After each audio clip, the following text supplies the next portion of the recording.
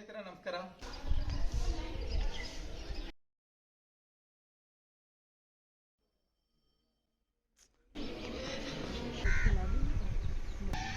ಎತ್ತರ ಬಂದ್ರೆ 15 ಅಡಿ.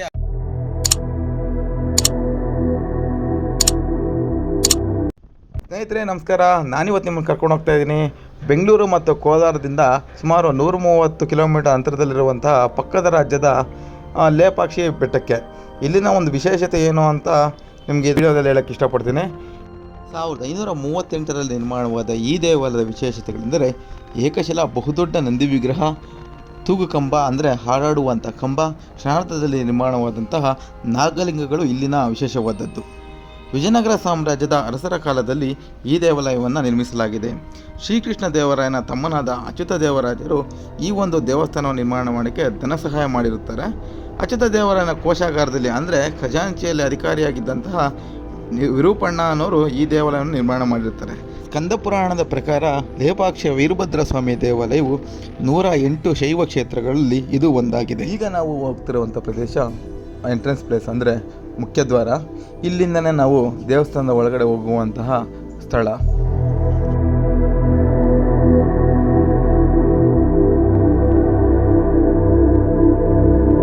ಒಳಗಡೆ ಬಂದಿದ್ದ ತಕ್ಷಣ ನಮಗೊಂದು ಧ್ವಜಸ್ತಂಭ ದರ್ಶನವಾಗುತ್ತೆ. ಅದರ ಮುಂದೆ ಒಂದು ಬಲಿಪೀಠ ಇರುತ್ತೆ. ಇವೆರಡು ನೋಡೋದಕ್ಕೆ ತುಂಬಾ ಚೆನ್ನಾಗಿರುತ್ತೆ. ಈ ದೇವಾಲಯಕ್ಕೆ ಸರಿಸುಮಾರು 480 ವರ್ಷಗಳ ಇತಿಹಾಸ ಇರುತ್ತದೆ. ಈಗ ನಾವು ನೋಡುತ್ತಿರುವಂತಹ ಒಂದು ನಾಟ್ಯ ಮಂಟಪದ ಇಲ್ಲಿನ ವಿಶೇಷ ಏನಂದರೆ, ಒಂದು ಸ್ತಂಭಗಳಲ್ಲಿರುವಂತಹ ಕೆತ್ತನೆ ಇನ್ನೊಂದು ಕಂಬದ ಮೇಲೆ ನಾವು ಕಾಣೋದಕ್ಕಾಗೋದಿಲ್ಲ. ಈಗ ದೇವಸ್ಥಾನದ ಒಳಗಡೆ ಶ್ರೀ ವೀರಭದ್ರ ಸ್ವಾಮಿ ದರ್ಶನ ಮಾಡ್ಕೊಂಬರೋಣ. ಅಲ್ಲಿಂದ ದರ್ಶನ ಮಾಡಿಕೊಂಡು ಒಂದು ಪ್ರದರ್ಶನ ಹಾಕಿ ಮತ್ತೆ ನಾವು ಮಂಟಪದ ಕಡೆ ಅಂದರೆ ಹೊರಗಡೆ, ದೇವಸ್ಥಾನದ ಹೊರಗಡೆ ಬರೋಣ.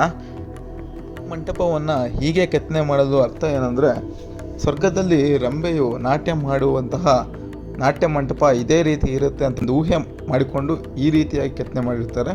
ಸೊ ಇಲ್ಲಿ ಸೂರ್ಯ ಭಗವಾನ್ ಮತ್ತು ಶಿವಪಾರ್ವತಿಯರ ವಿಗ್ರಹಗಳು ಮತ್ತು ಒಂದೊಂದು ಕಂಬದಲ್ಲೂ ಒಂದೊಂದು ದೇವರುಗಳ ಒಂದು ಕೆತ್ತನೆ ಮಾಡಿರ್ತಾರೆ. ಈಗ ನೋಡ್ತಿರುವಂಥ ಚಿತ್ರಗಳು ಸುಮಾರು 480 ವರ್ಷಗಳ ಹಿಂದೆ ನೈಸರ್ಗಿಕವಾದಂಥ ಬಣ್ಣಗಳಿಂದ ಬಿಡಿಸಿರ್ತಾರೆ. ಈ ಒಂದು ಚಿತ್ರಗಳ ವಿಶೇಷತೆ ಅಂದರೆ, ನಾವು ಯಾವ ಕಡೆ ಹೋದರೆ ಆ ಕಡೆ ಆ ಚಿತ್ರಗಳು ನಮ್ಮನ್ನೇ ನೋಡ್ತಾ ಇರೋ ಥರ 3D ಫಿಲ್ಮ್ನ ಆಗಿನ ಕಾಲದಲ್ಲೇ ಬಿಡಿಸಿದ್ರು. ಭಾರತ ದೇಶದ ಟೆಕ್ನಾಲಜಿಯನ್ನು ನಾವೆಲ್ಲೆಲ್ಲ ನೋಡಬೇಕಾಗಿಲ್ಲ, ನಮ್ಮ ದೇಶದಲ್ಲೇ ಸಾಕಷ್ಟು ಕಡೆ ಪುರಾವೆಗಳೇ ಸಮೇತ ನೋಡ್ಬೋದು. ನಾಟ್ಯ ಮಂಟಪದ ಮಧ್ಯಭಾಗದಲ್ಲಿ ಏನು ಈ ಚಕ್ರ ಕಾಣಿಸಿದೆ, ಈ ಚಕ್ರವನ್ನು ಶತಪತ್ರ ಆಕಾರದಲ್ಲಿ ನಿರ್ಮಾಣ ಮಾಡಿರ್ತಾರೆ. ಹಾಗೂ ಈ ಒಂದು ನಾಟ್ಯ ಮಂಟಪದಲ್ಲಿ ವಿಶೇಷದಲ್ಲೇ ವಿಶೇಷವಾದದ್ದು ಎಂದರೆ ಹ್ಯಾಂಗಿಂಗ್ ಪಿಲ್ಲರ್, ಅಂದರೆ ಗಾಳಿಯಲ್ಲಿ ತೂಗಾಡುವ ಕಂಬ ಎಂದರ್ಥ. 1538ರಲ್ಲಿ ಈ ತೂಗು ಕಂಬವನ್ನು ನಿರ್ಮಾಣ ಮಾಡಿರ್ತಾರೆ. ಯಾರು? ವಿರೂಪಣ್ಣ ಅನ್ನೋರು, ಖಜಾಂಚಿ. ಇಬ್ಬರು ಬ್ರಿಟಿಷ್ ಅಧಿಕಾರಿಗಳು 1902ರಲ್ಲಿ ಒಂದು ಪ್ರವಾಸಕ್ಕೆ ಅಂತ ಬರ್ತಾರೆ.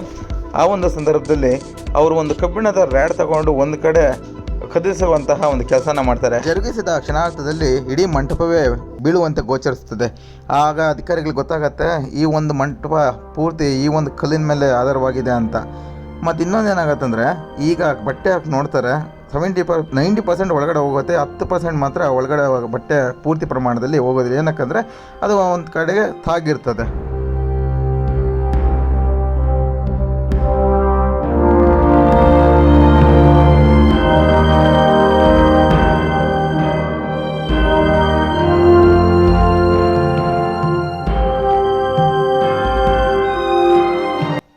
ಏನಿವಾಗ ನೋಡ್ತಿದ್ದಾರೆ ನೀವು ವಿಗ್ರಹ, ಇದಕ್ಕೊಂದು ಚರಿತ್ರೆ ಇದೆ. ಅದು ಯಾವ ರೀತಿ ಅಂತೀರಾ? ಸೊ ಈ ಒಂದು ದೇವಸ್ಥಾನದಲ್ಲಿ ಶಿಲ್ಪಕಲೆಗಾರರು ಇರ್ತಾರೆ. ಅಂದ್ರೆ ಈ ಒಂದು ಶಿಲೆಗಳನ್ನ ಕೆತ್ತನೆ ಮಾಡುವಂತವರು. ಅವರು ಒಂದು ಮಧ್ಯಾಹ್ನ ಸಮಯ ಊಟಕ್ಕೆ ಬಂದಿರ್ತಾರೆ. ಸೊ ಇಲ್ಲೇ ಅಡುಗೆ ಮಾಡ್ತಿರ್ತಾರೆ. ಅವರ ತಾಯಿ ಊಟ ಇನ್ನೂ ಆಗಿಲ್ಲ, ಒಂದು ಸ್ವಲ್ಪ ಹೊತ್ತು ವೆಯ್ಟ್ ಮಾಡಿ ಅಂತ ಹೇಳಿರ್ತಾರೆ. ಆ ಒಂದು ಸಂದರ್ಭದಲ್ಲಿ ಆ ಶಿಲ್ಪಕಲೆಗಾರರು ಏನಿರ್ತಾರೆ, ವಿತಿನ್ 2 hours ಅಂದ್ರೆ 2 ಗಂಟೆ ಒಳಗಾಗಿ ಈ ಒಂದು ಬಂಡೆ ಹಿಂದ್ಗಡೆ ಕಾಣಿಸ್ತಾ ಇದೆ ನಿಮ್ಗೆ, ಬಂಡೆ ಅದು ಅಟ್ಯಾಚ್ಡ್ ಅದು. ಸೊ ಅದರ ಒಂದು ಬಂಡೆಯನ್ನ ಈ ರೀತಿ ವಿಗ್ರಹವಾಗಿ ಮಾಡಿರ್ತಾರೆ. ಸೊ ಆ ಸಂದರ್ಭದಲ್ಲಿ ಅವರ ತಾಯಿ ಹೊರಗಡೆ ಬಂದು ನೋಡ್ತಾರೆ, ಆಶ್ಚರ್ಯಗೊಳಗಾಗ್ತಾರೆ. ಏನಕ್ಕಂದ್ರೆ 2 hour ಇದೆಲ್ಲ ಮಾಡಿದ್ರ, ಯಾರು ಮಾಡಿದ್ದು ಅಂತ ಕೇಳಿದ್ರೆ ತನ್ನ ಮಕ್ಕಳೇ ಅಂತ ಗೊತ್ತಾದ ಸಂದರ್ಭದಲ್ಲಿ ತುಂಬಾ ಖುಷಿಗೆ ಒಳಪಡ್ತಾರೆ. ಅದಾದ ನಂತರ ಈ ಏನ್ ನಾವು ನಮ್ಮ ಒಂದು ಹಿಂದೂ ಧರ್ಮದಲ್ಲಿ ಕಣ್ ದೃಷ್ಟಿ ಅಂತ ಏನ್ ಹೇಳ್ತೀವಿ, ದೃಷ್ಟಿಯಾಗಿದೆ ಅಂತ ಹೇಳ್ಬಿಟ್ಟು ಅವ್ರನ್ನ ಅದನ್ನ ಫೋಕಸ್ ಮಾಡಿದಂತ ಸಂದರ್ಭದಲ್ಲಿ ಈ ಕಡೆ ಆಮೇಲೆ ತೋರಿಸ್ತೀನಿ ನಿಮ್ಗೆ, ಬ್ಲಾಕ್ ಒಂದು ಮಾರ್ಕ್ ಆಗಿದೆ. ಅದೇನಕ್ಕಾಗಿದೆ, ಕಣ್ ದೃಷ್ಟಿ ಆಗಿರೋದು. ಸೊ ಹಂಗಾಗಿ ನಿಮ್ಗೆ ಒಂದು ತಲತಲಾಂತರ ಒಂದು ಹಿಸ್ಟ್ರಿನ ತಗೊಂಡ್ರೆ ಈ ಡ್ಯಾಮೇಜ್ ಆಗಿರುವಂತಹ ಫೋಟೋಗಳಿಗಾಗಿರ್ಬೋದು, ಡ್ಯಾಮೇಜ್ ಆಗಿರೋ ವಿಗ್ರಹಗಳಿಗಾಗಿರ್ಬೋದು ಪೂಜೆ ಪುರಸ್ಕಾರಗಳು ನಡೆಯೋದಿಲ್ಲ. ಆ ಒಂದು ಇದಕ್ಕೋಸ್ಕರ ಈ ಒಂದು ವಿಗ್ರಹಕ್ಕೆ ಯಾವುದೇ ರೀತಿಯಾದ ಪೂಜೆ ಪುರಸ್ಕಾರಗಳು ಏನು ನಡೆಯೋದಿಲ್ಲ. ನೋಡ್ಬೋದು ನೀವು, ಒಂದು ಕುಂಕುಮನೂ ಸಹ ಯಾರು ಇಟ್ಟಿರೋದಿಲ್ಲ. ಇದೇ ರೀಸನ್ ಆಗಿರುತ್ತೆ.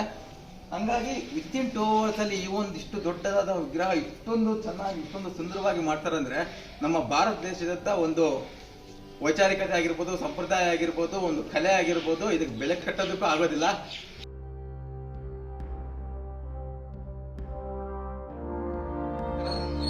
ಆ ಕಡೆ ಒಂದು ನಾಗರ ಶಿವಲಿಂಗವನ್ನು ನೋಡಿದ್ವಿ. ಇಲ್ಲಿ ನೋಡಿದ ವಿಗ್ರಹ ಏನಂದ್ರೆ ಗಣೇಶನ ವಿಗ್ರಹ. ಈ ಒಂದು ದೇವಸ್ಥಾನದಲ್ಲಿ ಮೊಟ್ಟ ಮೊದಲ ಬಾರಿಗೆ ಕೆತ್ತನೆ ಮಾಡಿದಂತಹ ವಿಗ್ರಹ ಇದೆ. ಸುಮಾರು 6 ಅಡಿಗಳಿರ್ತದೆ. ಸೊ ಇಲ್ಲಿ ಅದರ ಅರ್ಥ ಏನಂದ್ರೆ ವೀರಭದ್ರ ಸ್ವಾಮಿ ದರ್ಶನ ಮಾಡೋದಕ್ಕಿಂತ ಮುಂಚೆ ಗಣೇಶನ ದರ್ಶನ ಮಾಡಬೇಕು ಅಂತ ಹೇಳಿ ಒಂದು ಅರ್ಥ ಇರುತ್ತೆ. ನಿಮ್ಗೆ ಈಗಾಗಲೇ ಗೊತ್ತಿದೆ, ಏನೇ ಪೂಜೆ ಆದ್ರೂ ಗಣೇಶನಿಗೆ ಮೊದಲ ಪೂಜೆ ಅಂತ ನಮ್ಮ ಗುರುಹಿಯರೆಲ್ಲ ಹೇಳ್ಕೊಟ್ಟಿದ್ದಾರೆ.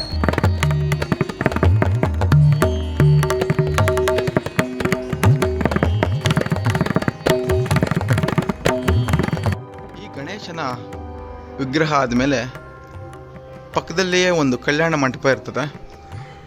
ಈ ಮಂಟಪಕ್ಕೆ ಅದರದೇ ಆದಂತಹ ಒಂದು ಇತಿಹಾಸ ಇದೆ. ಅದೇನೆಂದರೆ, ವಿರೂಪಣ್ಣ ಅಂತ ಒಬ್ಬ ಮೇಲಾಧಿಕಾರಿ ಈ ಒಂದು ರಾಜ್ಯದಲ್ಲಿ ಇರ್ತಾರೆ. ಸೊ ರಾಜನಿಗೆ ಗೊತ್ತಿಲ್ಲದಂಗೆ ಸ್ವಲ್ಪ ನಿಧಿಗಳನ್ನು ತಗೊಂಡು ಈ ಒಂದು ಕಲ್ಯಾಣ ಮಂಟಪವನ್ನು ನಿರ್ಮಾಣ ಮಾಡಿರ್ತಾರೆ. ಬಹುತೇಕ ಪೂರ್ಣಗೊಂಡಿದ್ದು, ಉಳಿದ ಇನ್ನು ಕೇವಲ ಒಂದು 10% ಅಷ್ಟೇ ಉಳ್ಕೊಂಡಿರ್ತದೆ. ಈ ಒಂದು ಮಂಟಪ ಕಟ್ಸ್ಲಿಕ್ಕೆ ಕಾರಣ ಏನಂದರೆ, ಶುಭ ಸಮಾರಂಭಗಳಿಗೆ ಮತ್ತು ಮದುವೆಗಳಿಗೆ ಈ ಒಂದು ಕಲ್ಯಾಣ ಮಂಟಪವನ್ನು ಕಟ್ಸಿರ್ತಾರೆ. ಇದನ್ನು ಸಹಿಸಲಾರ್ದಂಥ ವಿರೂಪಣ್ಣ ಅನ್ನೋರ ವಿರುದ್ಧ ಇರುವಂಥ ಜನಗಳೇನು ಮಾಡ್ತಾರೆ ಅಂದರೆ, ರಾಜನಿಗೆ ಸ್ವಲ್ಪ ಎತ್ತಾಗಿ ಕೊಟ್ಬಿಡ್ತಾರೆ. ಅಂದರೆ ಅವ್ರ ಮೇಲೆ ಕೆಟ್ಟ ರೀತಿಯಾದಂಥ ಒಂದು ಪ್ರಭಾವ ಬೀರೋ ಥರ ಹೇಳಿರ್ತಾರೆ. ಇದನ್ನು ನಂಬಿದಂತಹ ರಾಜನಿಗೆ ಕೋಪ ಬರ್ತದೆ.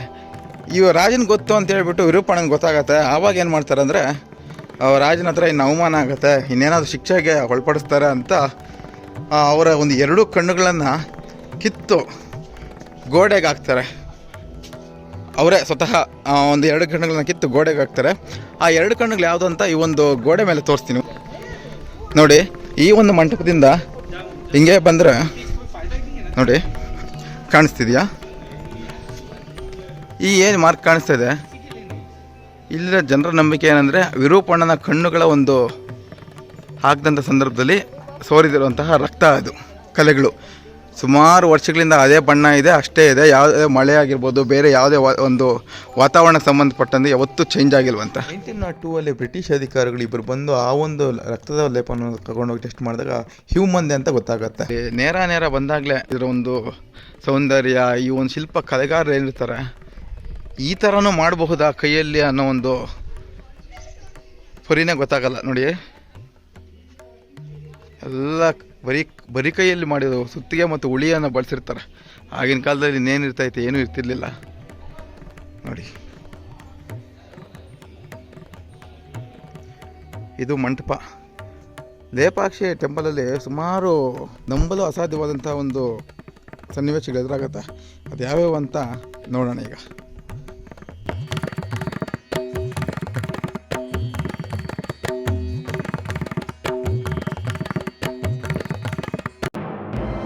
ಇರುವಂತಹ 10 ಕಂಬಗಳು 10 ಸ್ವಾಗತಕಾರರನ್ನು ಸೂಚಿಸುತ್ತದೆ.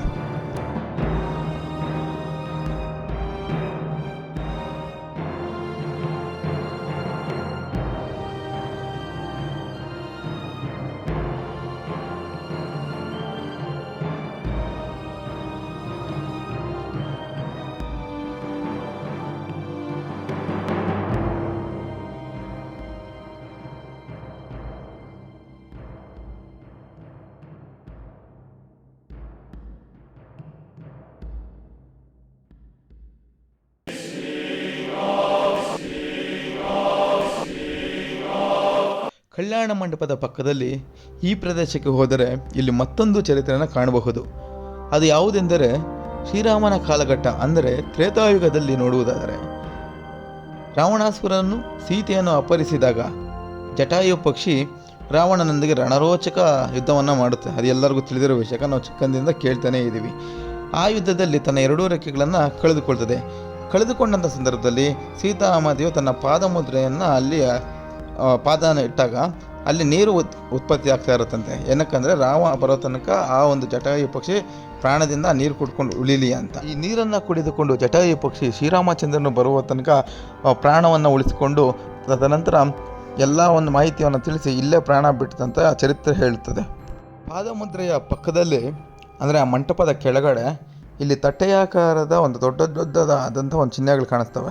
ಇದೇನಪ್ಪ ಅಂತೀರಾ, ಆಗಿನ ಕಾಲದ ಜನರೆಲ್ಲ ಬೃಹದಾಕಾರದಲ್ಲಿದ್ದು ಅವರು ಊಟ ಮಾಡಲಿಕ್ಕೆ ಬಳಸ್ತಾ ಇದ್ದಂತಹ ಒಂದು ಸ್ಥಳ ಅಂತ.